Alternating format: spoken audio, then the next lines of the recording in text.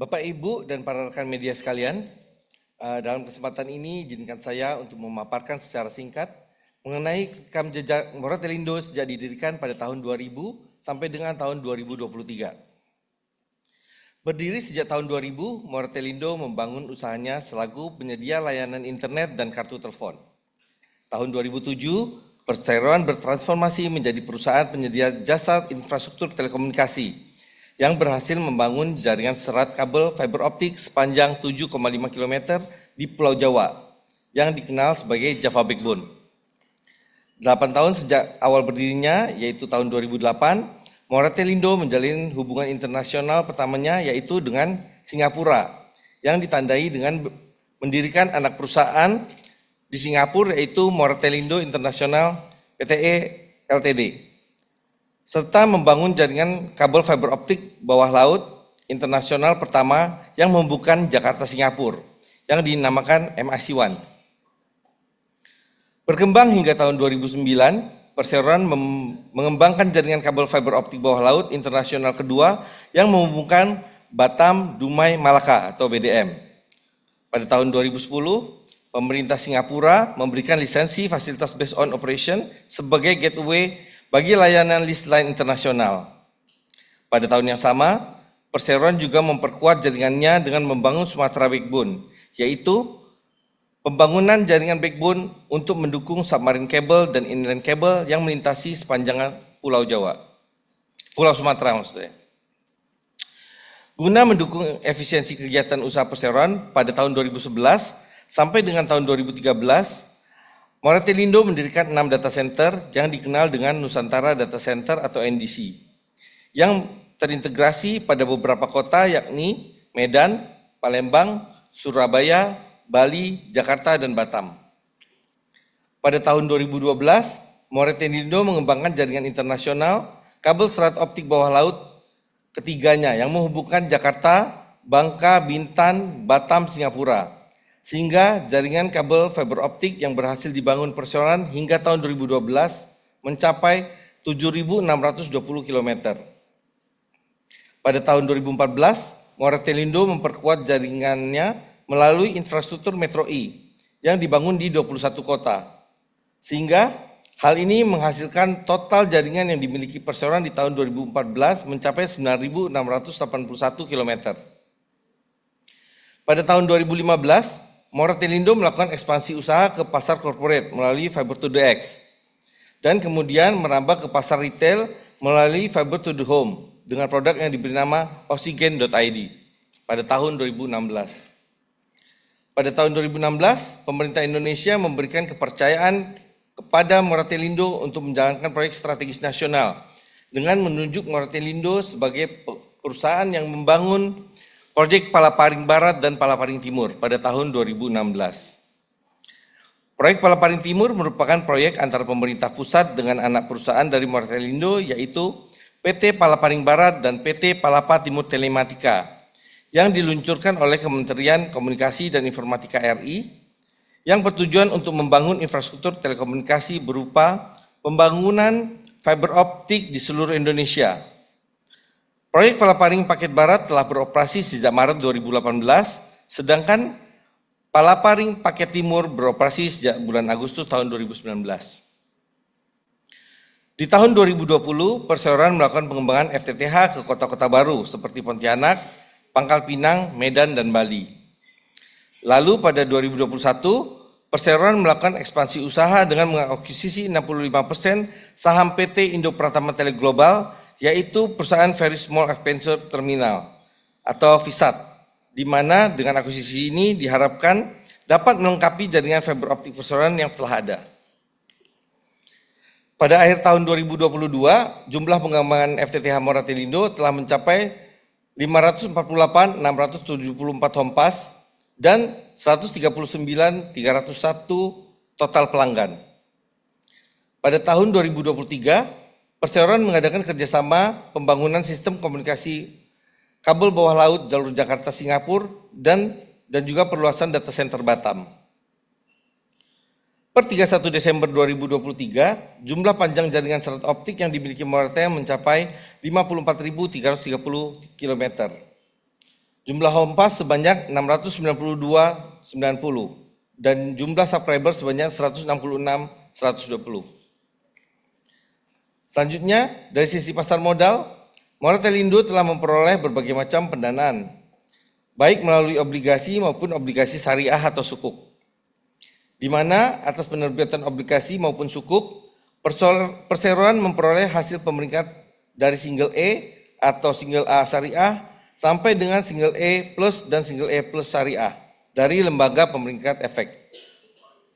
Hasil penerbitan sukuk, obligasi atau sukuk digunakan perseroan diantaranya untuk melakukan refinancing, investasi, modal kerja, dan kegiatan umum usaha perseroan. Pada tahun 2022, tepatnya di tanggal 8 Agustus, Moratelindo secara resmi menjadi perusahaan terbuka dengan mencatatkan sahamnya untuk diperdagangkan di papan utama Bursa Efek Indonesia. Dari proses IPO ini, perseroan berhasil mengumpulkan total dana sebesar 1 triliun rupiah dengan melepas saham biasa atas nama ke masyarakat sebesar 2,5 miliar lembar saham. Di tahun 2023, perseroan menerbitkan sukuk melalui penawaran umum berkelanjutan 2 dengan target dana yang dihimpun sebesar 3 triliun rupiah. Sampai dengan saat ini, perseroan telah memperoleh pendanaan melalui PUB2 tahap 1 sebesar 488 miliar rupiah dan PUB2 tahap 2 sebesar 279 miliar rupiah. Untuk penerbitan sukuk tersebut, perseroan memperoleh hasil pemeringkat single E plus syariah dari Pevindo. Hasil penerbitan sukuk digunakan untuk refinancing, investasi, kebutuhan modal kerja, dan kegiatan umum usaha perseroan. Demikian pemaparan dari saya. Selanjutnya, pemaparan mengenai kinerja operasional perseroan akan disampaikan oleh Bapak Michael McPeel selaku Chief Technology Officer. Kepada Bapak Mike, saya persilakan. Okay, thank you, Pak Jimmy. Ladies and gentlemen and all media partners, before I explain about Moratel's operational performance in 2023, let me first explain about Moratel's business segments in the telecommunication market in Indonesia. Moratel's customer segments are divided into 4 areas. The telco segment, services provided in the form of international backbone, domestic backbone, inter and intercity internet connections, data center and BTS backhaul. On the wholesale segment, we provide services in the form of PLC, IP transit, DLC, inter and intercity, internet, data center, and also our latest products launched in January 2024, namely Moratelindo Network Interconnect and Content Autonomy, also known as MONICA, which is an interconnection service for Moratelindo that provides direct access between internet communication providers, both connecting MONICA members and also to international exchanges. On the retail and enterprise segments, we provide services in the retail segment, including internet, telephone, cable TV, and Wi-Fi. For enterprise segment, the services are provided at internet, data center, cloud service, solutions such as VAS, and MONICA. Other segments, these services usually are run by subsidiaries, including customer projects such as fibre optic construction, service VSAT, the Palamparic projects, and other projects besides that. Okay, next, I'll present the company's operational performance throughout 2023. Operationally, the company continues its dedication to community growth and connectivity, as evidenced by the increase in the number of home passes from 548,674 in 2022 to 692,090 in 2023. And the increase in the fibre to the home customers, which in 2022 amounted to 139,301 customers, to 166,120 customers in 2023. In addition, the enterprise segment also reported an increase in corporate customers, both private and government sectors, from 8,621 customers in 2022 to 10,237 customers in 2023. The increase was due to the expansion of access fibre and fibre to the building FTTB networks from 227 buildings in 2022 to 244 buildings in 2023, as well as an increase in bandwidth capacity from 25,900 gigabits per second in 2022 to 29,700 gigabits per second in 2023. The company also remained focused on the developing of its FTTH and FTTX retail business segment, which is Oxygen.ID Home and Oxygen.ID Enterprise, particularly in high-demand areas. In 2023, the company also developed new products such as Moratel Indo Network Interconnect and Connect and Autonomous, known as Monica, which was launched in January 2024. This interconnection service offers direct access between internet and telecommunication providers, both Monica members and international internet exchanges, including Equinix Internet, which is EIE, Singapore Internet Exchange in Singapore, Japan Internet Exchange, JPIX in Japan, Hong Kong Internet Exchange, HKIX in Hong Kong, NE2 Exchange in the United States, and Amsterdam Exchange, AMS.IX in Europe. Moreover, Monica is also equipped with global content caching with the world's leading CDN players. On a scale of international telecommunication network system developed, the company has partnered with one of the fibre optic telecommunication network infrastructure companies through cooperation agreement to build the international submarine communication systems with Jakarta, Singapore. Next presentation of the company's financial performance will be delivered by Bapak Genta Andika Putra as Vice President Director of the company. Genta, the floor is yours. Thank you, Pak Mike.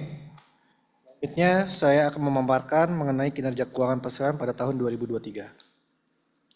Secara keuangan, perseroan mencetak kinerja keuangan yang lebih baik di tahun 2023 dibandingkan dengan tahun sebelumnya. EBITDA perseroan mengalami peningkatan dari 2,19 triliun rupiah pada tahun 2022 meningkat menjadi 2,23 triliun rupiah pada tahun 2023. Dengan EBITDA margin 47% pada tahun 2022 menjadi 52% pada tahun 2023. Laba bersih juga mengalami peningkatan dari 673 miliar rupiah pada tahun 2022 menjadi 679 miliar rupiah pada tahun 2023. Dengan net profit margin 14% pada tahun 2022 menjadi 16% pada tahun 2023. Perseroan tetap mempertahankan status keuangan yang kuat dengan peningkatan ekuitas dari sebesar 6,24 triliun di tahun 2022 mencapai 6,92 triliun pada tahun 2023, meningkat sekitar 11%. Dan juga debt to equity ratio yang membaik dari 139,14% pada tahun 2022 menjadi 115,14% pada tahun 2023. Selanjutnya adalah mengenai penghargaan upaya untuk meningkatkan kinerja perseroan dan fokus perseroan yang akan disampaikan oleh Bapak Resi Brahmani selaku Chief Strategic Business Officer. Kepada Bapak Resi saya persilakan. Terima kasih Bapak Genta. Bapak, Ibu, dan rekan media sekalian, di samping capaian kinerja operasional dan kinerja keuangan perseroan yang telah disampaikan, Perseroan dengan sukacita menyampaikan bahwa Perseroan memperoleh 4 penghargaan di sepanjang tahun 2023 ini. Yang pertama yaitu penghargaan Trust & Co Top CSR Award 2023 oleh Trust & Co Indonesia dan Infobrand. Penghargaan ini diberikan kepada perusahaan yang telah menjalankan kegiatan CSR, mulai dari kegiatan sosial, bantuan bencana alam, pemberian beasiswa, hingga pemberdayaan masyarakat. Penghargaan kedua yaitu Indonesia DEI dan ESG Award atau IDS 2023, Silver Winner Program Komunikasi Strategis berbasis ESG dan pemimpin, berpengaruh di media oleh Humas Indonesia. Penghargaan ini diberikan kepada perusahaan yang telah menjalankan program komunikasi atau kehumasan berbasis pada praktik komunikasi diversity, equity, and inclusion and ESG. Penghargaan ketiga yaitu OPEXCON Project Competition 2023, Service kategori 1 Silver dan 2 Bronze winner by Shift Indonesia. Penghargaan ini diberikan kepada perusahaan-perusahaan yang sukses menjalankan proyek inovasi. Penghargaan keempat yaitu Piagam Penghargaan Kementerian Lingkungan Hidup dan Kehutanan atas peran dan dukungan Perseroan terhadap pembangunan strategis pada kawasan konservasi di Provinsi Nusa Tenggara Timur. Semua penghargaan ini membuktikan komitmen dan dedikasi Perseroan dalam terus meningkatkan kualitas operasional dan pelayanannya demi membangun reputasi yang cemerlang. Next. Tidak serta-merta berpuas diri dengan capaian dan penghargaan yang telah diperoleh, Perseroan memandang perlu untuk terus maju dan berkembang.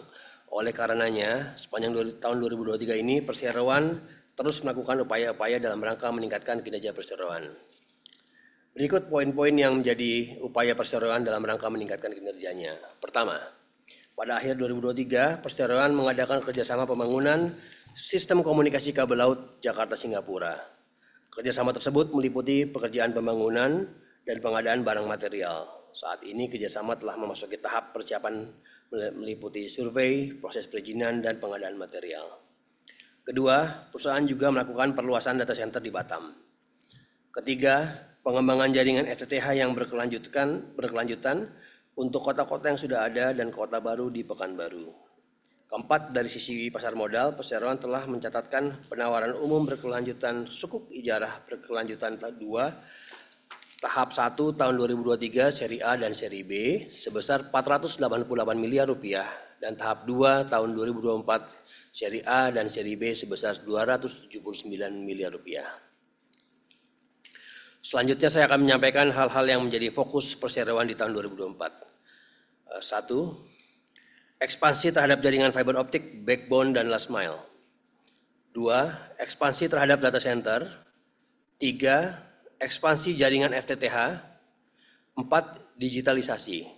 Perseroan terus bergerak maju di tahun-tahun berikutnya dengan menguatkan fondasi dan bertransformasi melalui digitalisasi, memutakhirkan kegiatan operasionalnya melalui berbagai inovasi digital yang bertujuan untuk efisiensi operasional serta memberikan layanan terbaik bagi pelanggan atau kita sebut dengan service excellence. Demikian kami sampaikan. Selanjutnya kami kembalikan ke saudari MC. Terima kasih. Terima kasih Bapak-Bapak atas paparan yang disampaikan. Kita akan langsung masuk ke sesi tanya jawab bagi hadirin yang bergabung melalui online, maka akan ada kolom chat webinar yang bisa digunakan. Bagi Bapak Ibu yang hadir yang telah mengisi formulir pertanyaan ini akan ada 2 sesi tanya jawab, setiap sesi ada 3 kesempatan untuk bertanya. Kami tegaskan kembali bahwa pada sesi tanya jawab ini perseroan hanya akan menanggapi dan atau menjawab pertanyaan yang diajukan yang berhubungan langsung dengan materi public expose kali ini. Baik, kita mulai untuk sesi pertama tanya jawab, silakan. Baik, boleh dibantu panitia untuk Mas yang baju coklat di sebelah kiri. Assalamualaikum warahmatullahi wabarakatuh. Saya Ajis dari Market News ID. Tadi dijelaskan ada satu yang terkait dengan rencana pengembangan data center ya. Nah itu kan kalau sekarang lihatnya pendapatannya masih per kuartal 1 itu masih 16 miliar atau mungkin 0,0 dari pendapatan seluruhan ya.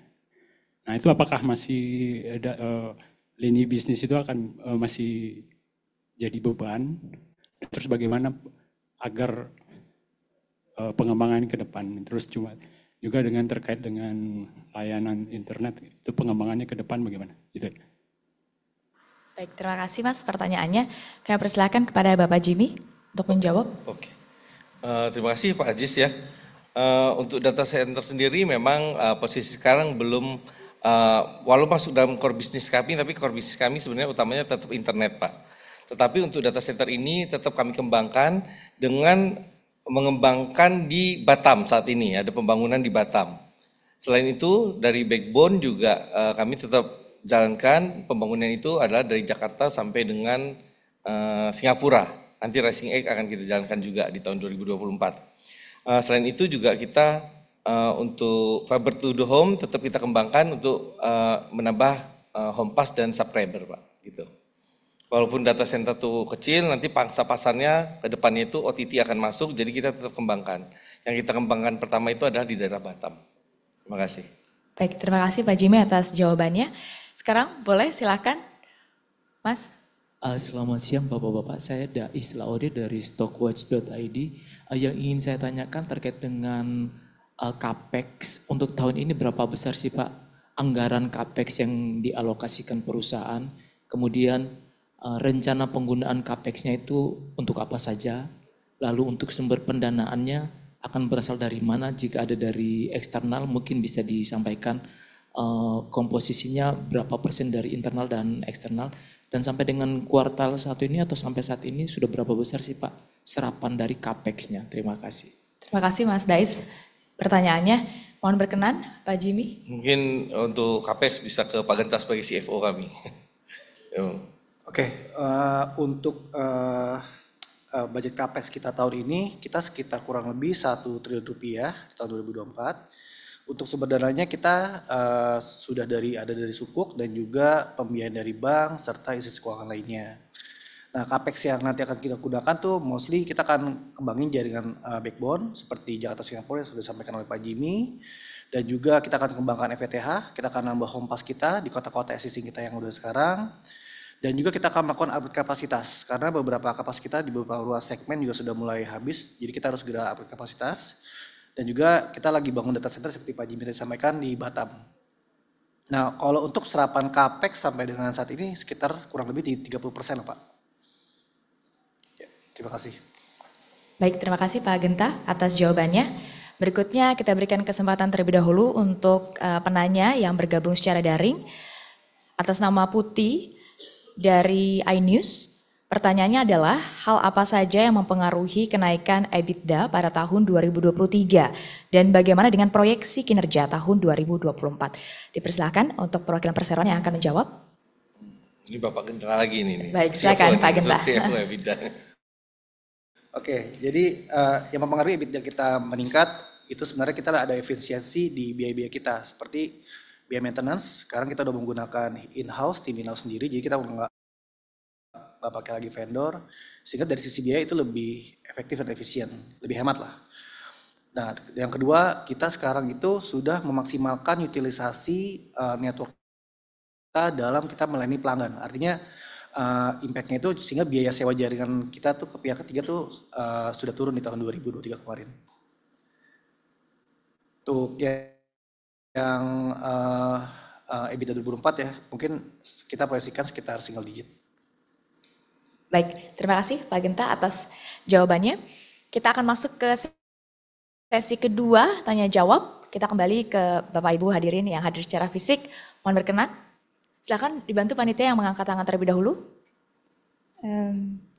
Selamat siang Bapak Direksi. Saya Zeta dari IDN Financials. Mungkin mau nanya, menghadapi iklim industri telco yang semakin ketat dan kompetitif gini, strategi perseroan ke depannya gimana? Itu yang pertama. Terus mungkin yang kedua, untuk hasil RUPS hari ini apakah ada rencana pembagian dividen atau enggak? Dan kalau misalnya memang tidak ada, alasannya boleh dikemukakan alasan. Gitu aja, terima kasih banyak. Terima kasih Mbak Zeta atas pertanyaannya. Dipersilakan untuk perwakilan perseroan untuk menjawab. Untuk strategi mungkin Bapak Resi ya, boleh ya. Terima kasih Pak Jimmy, terima kasih Mbak Zeta atas pertanyaannya. Perseroan telah mempersiapkan beberapa strategi bisnis seperti inovasi produk dengan launching produk baru, tadi yang sudah disampaikan Pak Mike, namanya Monica pada tahun 2024 ini. Lalu kami juga meningkatkan kapasitas data center, kapasitas backbone dan jaringan FTTH tentunya. Lalu yang ketiga, kami memperkuat struktur permodalan yang didukung oleh perbankan, institusi lainnya dan investor pasar modal. Tentunya yang penting juga yaitu peningkatan kualitas SDM dan digitalisasi internal proses. Pertanyaan berikutnya, untuk pembagian dividen tidak ada, karena alasan untuk kali ini untuk mendukung ekspansi bisnis perseroan yang tadi telah kami sebutkan. Ada 4 hal itu. Terima kasih. Terima kasih Pak Resi atas jawaban. Silahkan satu lagi penanya yang hadir secara fisik. Siapa yang terlebih dahulu? Silahkan panitia untuk dibantu, diberikan mic. Ya baik, terima kasih. Selamat siang Bapak-Bapak Direksi. Saya Dinar dari MNC Portal IDX Channel. Satu pertanyaan saja Pak, bagaimana perseroan melihat peluang sekaligus tantangan dengan masuknya Starlink ke Indonesia? Apakah kemudian ini bisa jadi sinergi yang bisa menguntungkan perseroan atau seperti apa? Itu saja Pak, terima kasih. Baik, terima kasih Mas Dinar atas pertanyaannya. Dipersilakan perwakilan perseroan untuk menjawab. Untuk tantangan Starlink mungkin secara operation ya, Pak Mike. Yeah, sorry, my bahasa English ya. Starlink is an interesting product. Actually, it's quite exciting that it's coming into Indonesia. But Starlink as a solution can never replace fiber optic because it can't compete in terms of the speed that's required It can't compete in terms of the capacity that's required. So we actually think that Starlink, although it's in the similar area, it's actually a potential complementary service to the services that we offer. And to be honest, at the moment, it's relatively expensive in comparison to the solutions we offer with fiber optic connections. Yep, you can add. Boleh. Produk Starlink itu merupakan produk yang untuk mengganti fiber optik di daerah yang lebih terpencil di Indonesia. Kami tidak melihat Starlink akan mampu teknologinya menggantikan teknologi dari fiber optik. Selain itu juga Starlink itu harganya masih relatif mahal dibanding harga fiber optik. Tapi kedepannya akan banyak perusahaan-perusahaan AI di mana mereka membutuhkan konektivitas yang cukup besar dan power listrik di data center kami cukup besar. Peluang ini akan menjadi momentum yang bagus bagi kami karena kami memiliki backbone dengan kapasitas yang sangat besar. Kami terus berinovasi, Perseroan terus berinovasi dalam pengembangan produk dan peningkatan layanan internet untuk menghadapi masuknya Starlink Indonesia. Dan kami juga mencoba mendorong ke pemerintah untuk memperlakukan Starlink sebagai equal treatment dengan para ISP atau operator yang sudah ada di Indonesia saat ini. Terima kasih. Baik, thank you Mike dan juga terima kasih Pak Resi atas jawabannya. Saya tambahkan dikit ya. Silakan Pak Jimmy. Ini bagus banget nih pertanyaan Pak Dinar, mungkin bukan hanya Pak Dinar, semua orang telekomunikasi mungkin bertanya-tanya. Tetapi saya masih yakin bahwa setiap perusahaan itu pasti punya keunggulan dan juga kekurangan. Ada kelebihan, ada kekurangan. Dan kami yakin di industri ini fiber optik masih memiliki kecepatan cahaya, jadi masih tercepat di bidangnya. Memang walaupun kalau di daerah terpencil tadi mungkin fiber optik gak bisa masuk, mungkin bisa disupport dengan Starlink. Kompetisi yang ada ini malah lebih bagus supaya kita lebih kompetisi secara sehat dan memberikan kualitas yang bagus untuk customer. Terima kasih. Terima kasih atas penegasannya Pak Jimmy. Kita berikan kembali kesempatan untuk rekan-rekan media yang bergabung secara online. Penanya atas nama Alfi dari Infobank. Pertanyaannya adalah apa saja yang menjadi faktor pendorong peningkatan kinerja keuangan PT Mora Telematika Indonesia Tbk di tahun 2023. Silakan Pak. Ini balik lagi Pak CFO nih, Wadimor kita. Oke. Jadi seperti yang dijelaskan oleh Pak Mek ya mengenai kinerja operasional Mora Tel 2023. Kemarin kita juga udah berhasil meningkatkan kapasitas ya dari sekitar 25,9 tera jadi 29,7 sekitar 14%. Itu juga mampu kita utilisasi kepada customer kita sehingga revenue kita juga lumayan bagus. Terus kedua kita juga ada efisiensi biaya seperti yang saya sebutkan sebelumnya bahwa kita sudah pakai in-house untuk maintenance sehingga biaya lebih efektif dan juga kita lebih mengutilisasi lah network jaringan milik kita sendiri sehingga kita dalam deliver layanan ke customer tuh kita udah mengurangi untuk beli atau sewa ke pihak ketiga lainnya lah. Kurang lebih seperti itu. Terima kasih. Baik, terima kasih Pak Gita. Boleh kita kasih tepuk tangan dulu dong untuk jajaran direksi dan juga pejabat eksekutif yang sudah menjawab seluruh pertanyaan. Tadi kita lihat masih banyak sebenarnya yang mungkin punya pertanyaan, baik itu yang datang hari ini maupun secara online. Tenang saja, masih ada kesempatan untuk bertanya, nanti tinggal dikirimkan ke email korsek@moratelindo.co.id. Saya ulang lagi, korsek@moratelindo.co.id. Terima kasih Bapak Ibu, dengan berakhirnya sesi tanya jawab maka berakhir pula acara Public Expose tahunan PT Mora Telematika Indonesia Tbk hari ini. Atas nama Perseroan, kami mengucapkan banyak terima kasih atas kehadiran Bapak Ibu baik secara online maupun secara fisik. Sampai jumpa di lain kesempatan, selamat siang.